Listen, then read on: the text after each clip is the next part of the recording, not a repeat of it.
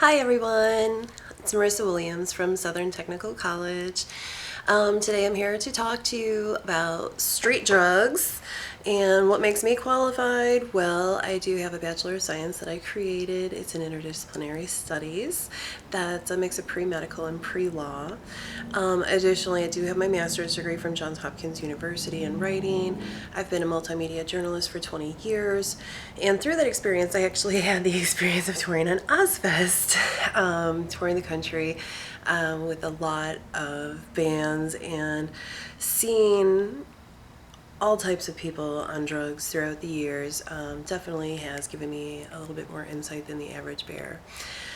So I'm going to try to break these down into a few different categories because I know we have some pharmacology students out there and other medical professionals that may need this information. So I'm going to try to break it up into uppers, downers, and hallucinogens. Now, drugs, of course, can be prescription drugs that are overused. Some of those may include something like Xanax. That's commonly used for anxiety. However, that is one of the only classifications of withdrawals that can kill you. Yes, barbiturates. Barbiturates can literally kill you from withdrawal. Very scary to see in person. I actually witnessed this for the first time when I was being a caretaker for a doctor's daughter. We were at a holistic place in Toledo, Ohio, and this individual decided to try to come off of it on her own, and she was feeling bugs crawling over. Oh my god, bugs on me, I get bugs, and I'm like, what the hell is this girl on? Like, what is she on? And they're like, yeah, well, her husband died, doctor put her on Xanax, and she got over it, but then she wanted to get off of it and couldn't. So very commonly prescribed medication. A lot of doctors been handing it out left and right, not even thinking about the fact that a withdrawal can literally kill someone. The other common, people don't even think of it as a drug, but alcohol is the other withdrawal that can literally kill you. If you're a bad alcoholic, you can have withdrawals where you're getting the shakes, the DTs they call it, and that is a withdrawal that can literally kill you. People think that heroin withdrawal can kill you. It may make people think that they're going to die because there's aches that go into the bones, but it doesn't necessarily kill them the way that alcohol or barbiturates can kill you when you're coming off of those. So definitely something to keep in the back of your mind. Of course, during withdrawals, you can have all kinds of symptoms depending on what you're withdrawing from. Anything from shakes, nausea, vomiting, hallucination, depending on what it is. So let's go into some of the uppers. Uppers make people like really talkative, and they want to be the life of the party, and they'll tell you their life story at full speed and talking in circles, and you're like, what, huh, keep up. So that could be coke. Cocaine is commonly the one that people think of. Of course, coke, when people add baking soda and other stuff to it, can be made into crack cocaine. And people usually think, okay, well, coke is the powder form and crack is what you smoke. But a lot of these drugs can be taken. People like Steve Vai, I guess, was a common musician that actually used to put the cocaine in his drinks and drink it. And cocaine was originally in Coca-Cola as a drink. So you can literally drink it, you can snort it, smoke it, all that good stuff. Same with heroin. A lot of people don't realize that. Same with meth. You can inject it, smoke it, snort it. So just because somebody's into a drug does not necessarily mean that they are shooting it up. They could be snorting it or taking it other ways. So just keep that in mind when you're dealing with different addicts out there. Anyways, so back to uppers. So cocaine probably being one of the most commonly thought of. A lot of times people get on cocaine, it gets really expensive, and they go to poor man's cocaine, as they say, which is meth. Meth is something that people can literally make in their bathtubs or shake and bake and this and that, so you don't always know the quality control of what the hell they're getting. Same with cocaine, people can step on it. One of the things that they commonly cut that with is baby laxatives when they're doing it in powder form for people to snort it. That's why people may have diarrhea after doing that, as well as being very talkative. They can of course cut it with a number of other things, such as numbing agents and stuff like that you can find with people that may work in hospital settings and stuff like that. So depending on who's putting their foot on it, you don't know what these people are cutting things with, especially as people are in tough economic times and doing desperate things. So always beware that it's not just a drug, it's also what they're cutting it with. Obviously, when we get into downers, heroin is being cut with fentanyl right now. That's a big thing that's taken a lot of people out. But when it comes to uppers, like I said, crack, coke, meth are the big ones. There's also over-the-counter drugs like Adderall. People don't even think of. They're like, oh, it's for ADHD. It's not. It's an upper. People abuse it, okay? People snort it when they're not supposed to, things like that. There's a lot of other prescriptions with similar effects that you would want to watch out for. One of the lesser known ones that I've become familiar with living in Michigan, we have Dearborn, one of the most highest concentration of Muslims, Arabic population, and one of the things that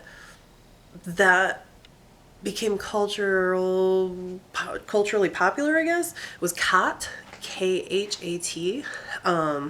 Something that I recall many girls, I call it chewing their cud.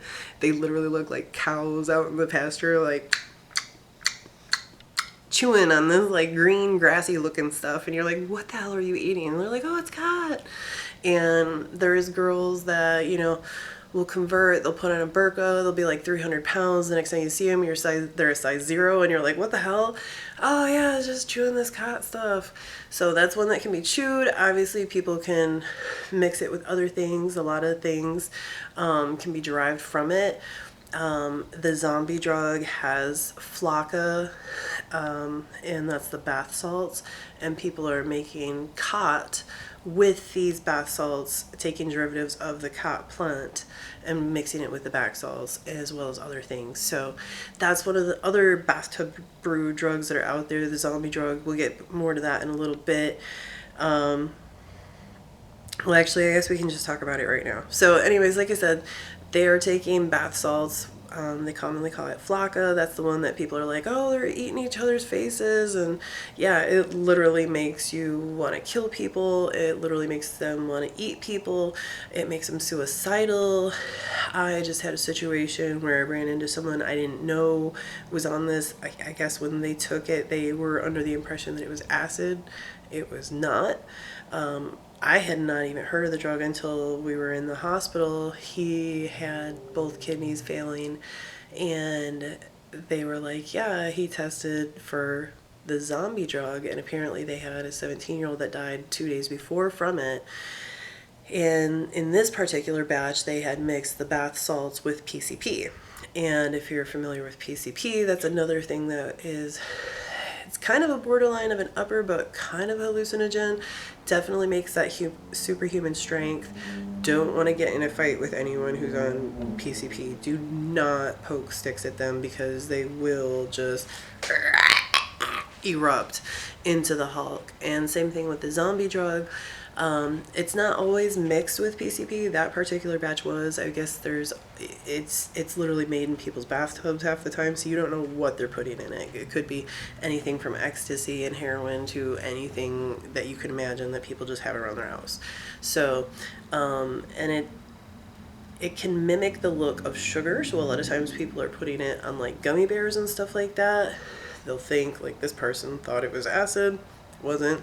Some people can mix it into a clear liquid form as well, depending on how they make it. So definitely different varieties to look out for with that one. And again, that one's one that is very violent individuals. This particular individual was literally trying to beat up the hospital workers and doctors, trying to bite them, eat them. One guy was covered in bite marks the whole way. So yeah, very, very scary. And afterwards he was telling me that I just kept being told to jump into a fire, jump into a fire. Like literally suicidal thoughts and massive aggression that you definitely want to be careful when you're dealing with an individual who's on the zombie drug. Okay, so Flocka, also another dangerous one, because like I said, they do mix it with stuff that's, the bath salts. Going into hallucinogens, since we're on the topic, psilocybin, that's those mushrooms. No, it's not the mushrooms that you see growing on trees and stuff like that. And there's a lot of poisonous mushrooms out there, so don't just randomly go grabbing mushrooms. This is one that's usually found in cow poop. So literally you're eating mushrooms grown in shit. Tasty. And it will cause hallucinations. Any amount that's too much can definitely be dangerous. So even though people are like, oh, it's grown in nature and it's all good, no, it's not, because people don't always know how much they're taking and can have a very bad experience. People on hallucinogens can go into bad trips, especially if they're confronted with aggressive people or situations where they receive bad news, where they go into their own mind and they just dwell on stuff. They can, get suicidal, things like that. So, and especially anyone who takes too much of a hallucinogen, such as too much acid. LSD is another name for acid. That can be also a clear liquid. It can also be on blotter paper. And again, hallucinations, that's where people see the music and hear the colors and see things, walls dripping and things like that. Inhalants can also give hallucinations. People call the poor man's crack, or hippie crack. It's what they call whippets. So whippets, most commonly abused, probably just getting the Ready Whip canisters or any of those kind of little packets where they have the aerosols in them. People hold their breath to it, this and that. Nitrous oxide, basically. So people will get it in tanks, and if someone has a tank of nitrous, that's when it can get dangerous, because it can literally freeze your lungs. So as you are hitting this, like if you hit it too long, if you don't have enough oxygen with nitrous, it can literally freeze your lungs and it can be deadly. So definitely not something that you want to do just willy-nilly. And if somebody has access to a tank, it's definitely something that, if you are hallucinating and hearing wah-wahs and you're not with the program, people can fall out and seize, literally seizures. Also, getting back to the zombie drug, they do also have seizure-like, very jerky movements, which is why they call it the zombie drug. So a lot of drugs can cause damage to the central nervous system, and that's what that is. With the zombie drug, it's literally breaking down your muscle fibers. As you are overdosing on this, it causes a swelling of the tongue, and you can literally start choking. A lot of times people will be nonverbal. They'll often be dazed and confused, but one little thing will set them off. So even though they're catatonic for like an hour at a time, be very careful, because you might say one thing to them that they just hallucinate the wrong way and try to eat you. Okay. Other ones, like I said, inhalants, you might literally have people more just, it can cause them to freak out a little bit, but you may literally be more in danger of someone freezing their lungs or seizing up and falling out. So there's a lot of fall risks with people who do nitrous oxide because of that freezing, and it literally just, and they fall over. Like I said, the wah-wah is a common thing where it's like you literally just wah, wah, wah, wah, wah, wah, wah effect. It doesn't matter what anybody say. It's like a Charlie Brown teacher effect. You can't, it's just, Another one that is getting more popular these days for some reason. I don't know why. The horse tranquilizer, Special K, it's making a comeback apparently. And people are like, oh, it's not just horse tranquilizer. Yeah, it's horse tranquilizer, dude. It's made to take out a horse so that they can do surgery on a horse so that a horse will not kick this surgeon while they're operating on them. Okay, that's what it's for. So it causes what's called the K-hole. And it's literally where people or a horse will be paralyzed and unable to move. They can see what's happening around them. They can hear auditorially, but they call it a K-hole because the vision is almost like a tunnel vision where it's like you see just what's in front of you, and the rest of the world's just kind of, and you can't move, like K-hole. So other people are like, oh, well, if you microdose it, it's all good in the hood. Well, guess what? It's also really hard on the kidneys. So make sure you know the side effects before you just start willy-nilly playing with random drugs. A lot of people hear about things and just say, oh, I'm just going to hop on the bandwagon. It's got to be good, right? One of those things might be kratom. Kratom's very popular these days. There's a lot of stores because it's not federally regulated yet. Kratom is one of those weird things. Most people drink it as a tea, but it can cause both a downer effect and an upper effect. So it depends on how you take it, how regularly you take it, because some effect will cause low and some cause will ramp you up to. So that's kind of weird. And like I said, a lot of places have it these days. Here in Florida, you can find it all over at random stores that sell kratom. And there's bars where you can have kratom drinks and stuff like that. So it's definitely popular, but definitely can interact with some things. So definitely want to be careful when you're just randomly taking stuff that, you see a sign, oh, well, it's legal, so it must be good. Well, guess what? It can also cause some side effects. So you just might want to be aware of that. All right, let's see. Downers, we haven't gotten to those yet. Let's go into that. So downers, heroin, opiates in general, a lot of people kind of generalize those. Some common downers as far as medications might be stuff like Demerol, morphine, oxycodone, Oxycontin, Flexerol. Like I said, ketamine we can definitely include into that downer effect just because you're not moving so much, right?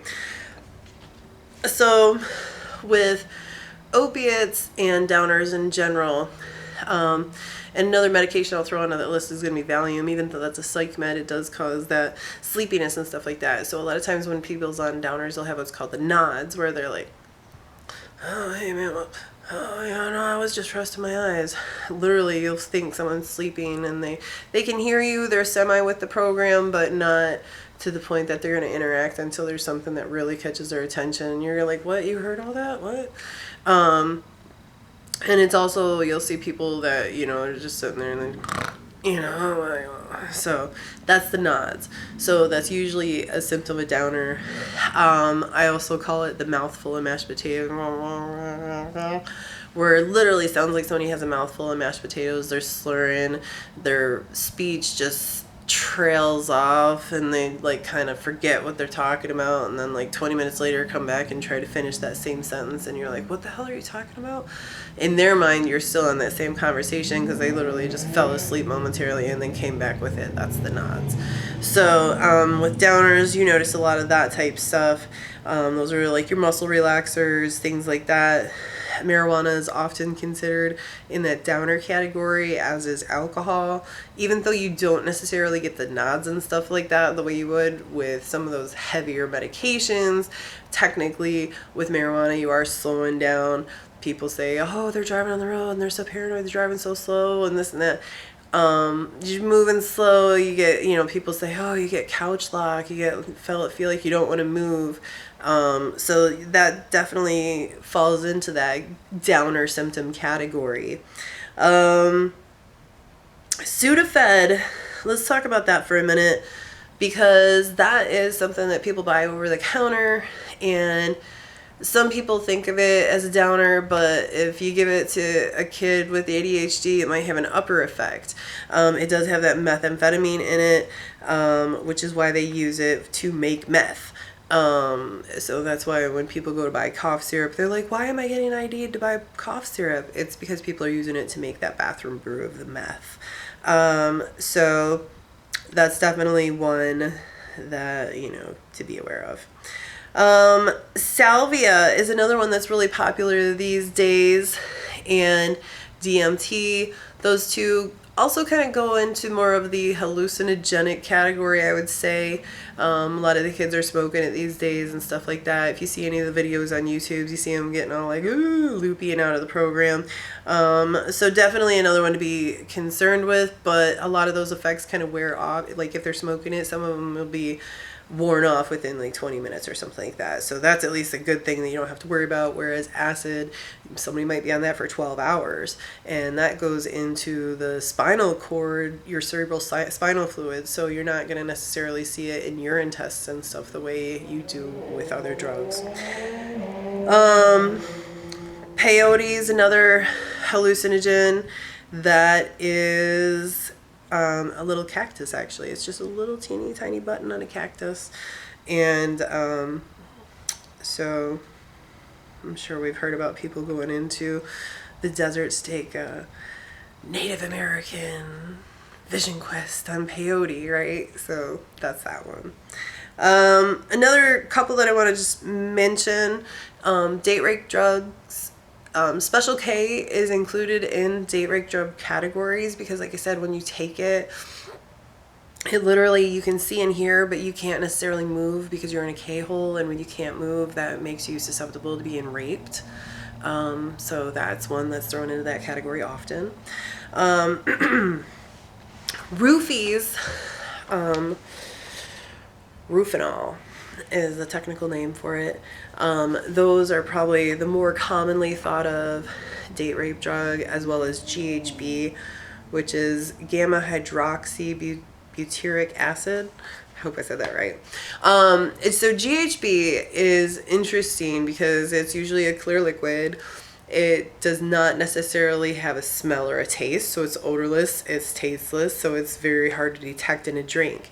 The way you can detect it is the viscosity. It has a slightly thicker viscosity than water. So if people try to scoop someone, they usually put it into alcoholic drinks, because if you're drinking a thicker alcoholic drink, such as something like a Bailey's or even something like a Crown Royal that has that thicker, heavier, syrupy, you're not going to notice this viscosity difference. So that's why it's very common in clubs where people do get scooped. And with those type drugs, you start losing control of your body and your memory. So you don't remember what happened the night before. You wake up thinking, oh, I must have blacked out. I must have just drank too much. I must have just had a bad hangover. In reality, somebody could have done something very bad, such as rape. The best thing I can say is always have a backup plan. I actually had an experience where somebody scooped me, and luckily I'll share this story very quickly. I was going to publish one of my first books, and I was a young author, so I'm thinking, oh, I need to find a nice publishing company, and I found one in New Orleans that I thought, oh, well, this one looks interesting, and the publisher was like, let's go out to eat and talk about this. And I thought, okay, well, this sounds professional enough, but this guy was kind of old enough to be my dad, so I just felt weird about it. And I told one of my friends, I said, please just call me, and if I say a certain word, then tell me some kind of story, then come get me. And so I kind of had the backup plan in order, because something just told me to. And I'm glad I did, because he did wind up slipping something into my drink. And by the time my friend got there, I remember I went to go sit on a bar stool, and I missed the bar stool and fell on the floor. I remember somebody tried to hand me a drink, and I couldn't even grab it. It just dropped and smashed on the floor. And luckily she was there, and got me out of that situation, and luckily nothing happened. However, I always say as a warning to other individuals, you never know. Just because you think you can trust someone, you just never know. So don't leave your drinks unattended.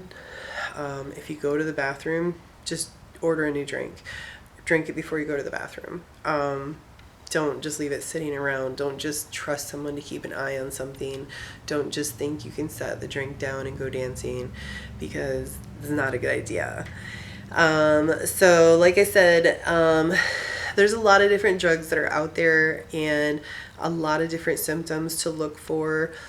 Everything from somebody who is on meth or heroin may pick their skin.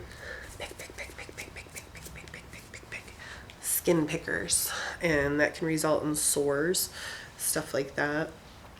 Also, someone who's on meth might not sleep for days, if not weeks. I've heard of people being up like as long as 3 weeks on meth, and so they can get dehydrated and stuff like that. They get like the crusty lips where it's really, really dry and crusty and nasty looking.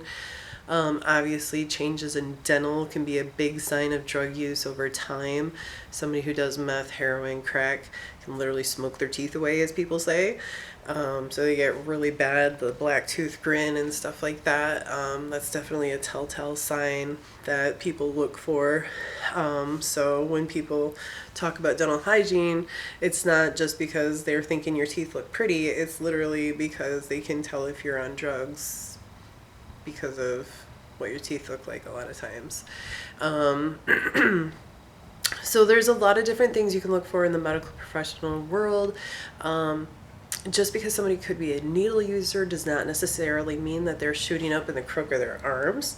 A lot of people try to hide the track marks by shooting up between their toes, places that people generally would not look, including in their genitals, especially guys. There's that big fat one that goes right up the center, and they'll shoot right into it because most people aren't going to look there. Sounds scary, but it's true. People often like to hide what they do. They don't necessarily like to advertise it. Everybody's in denial. It's not just a river.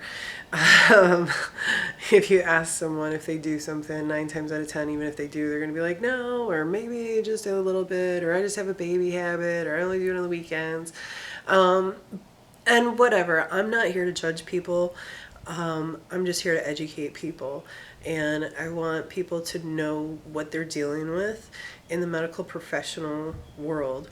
So, like I said, if you see somebody who is acting out overly aggressively, take extreme caution, because you don't know if that person's on something like an upper or something like PCP or the zombie drug, where they could act out literally with superhuman strength and people can get very, very hurt.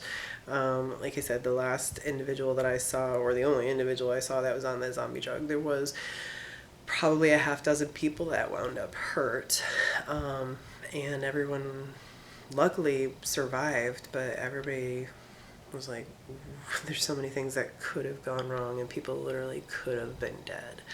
And so if people can be mindful of that, like I said, medical professionals, when you're strapping them in, be mindful they may try to bite you. Stay out of that mouth reach. They may kick, they may flail their arms and try to punch you. So take extreme caution, use the buddy program. Don't just try to take someone on by yourself. Try to get somebody else to assist, especially if strapping down someone. The last person I seen strapped down, it took 12 people. So definitely don't just try to take on someone on drugs on your own. Again, you never know if they have a weapon with them or if something can be made into a weapon just because somebody is in the heat of a moment. So I hope this kind of helps a lot of people kind of with knowing more about street drugs.